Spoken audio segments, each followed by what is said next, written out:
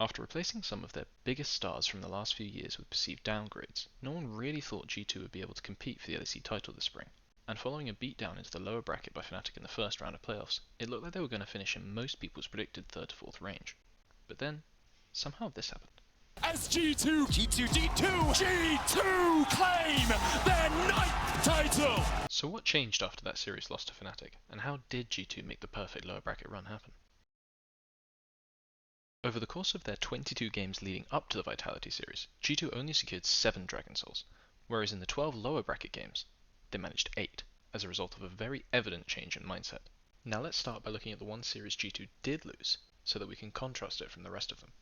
Here we see that G2 have mid-prio and an item advantage on Caps, as Humanoid has not been able to finish his mythic. Notice how Flacker hesitates to come to Drake, and Caps chooses to push another mid-wave.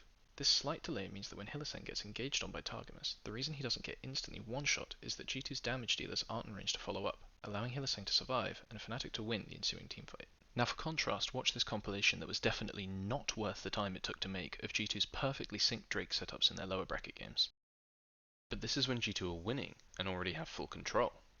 Chill, I'm getting to that. Let's see what G2 did in the first Fnatic series. Here, even though they're 5,500 gold behind, they have an opportunity to contest Drake because Humanoid is dead until it spawns. But instead, they decide not to risk it and farm topside. Now, let's look at game 3 of the Vitality series. Vitality are on midwave and have Herald. By all means, G2 should not go for Drake, as Vitality can spawn Herald and trade Drake to run it down mid, take both turrets and mid inhib. But G2 do it anyway, which only goes to show their change in mindset. But what does this hyper-focus on Drakes actually do for G2? Is Jankos going to go for the 50-50? He has vision! He has vision! Jankos going in! Jankos, he gets it! The dragon is started up. They're going to start it on it. Jankos looking for the steal. Caps! Oh, Caps! No! Fucking way! Does Caps steal that? In the 2 games that G2 were closest to losing in the lower bracket, their dragon stacking allowed clutch steals to secure the soul and swing the game back in their favour. When playoffs come around, drafting changes completely. The progression to best of 5s allows the freedom of a couple of losses to test things, which G2 did beautifully, and I want to highlight this by looking at what G2 banned in each game, and almost more importantly, what they didn't. Let's start with game 1 of the final. By the second round of bans, G2 have locked in Ahri and Jarvan, and are looking to pick Tryndamere on R4. So they smartly banned Poppy, as almost all of G2's champs have dashes that they heavily rely on, and Poppy's W can shut them down. Wait a minute! Throughout playoffs, G2 picked Ahri 6 times, Jarvan and Rakan 5 times, along with a smattering of LeBlanc, Nautilus, Sylas, Jax, Camille, Aurelia, and Lee Sin. So why was this the only game they banned Poppy? Well, if we check the picks for junglers in the LEC this spring, guess who the only one left in playoffs is who's played Poppy? In all of their other series, G2 were willing to take the risk that nobody else was going to play Poppy. And they were right.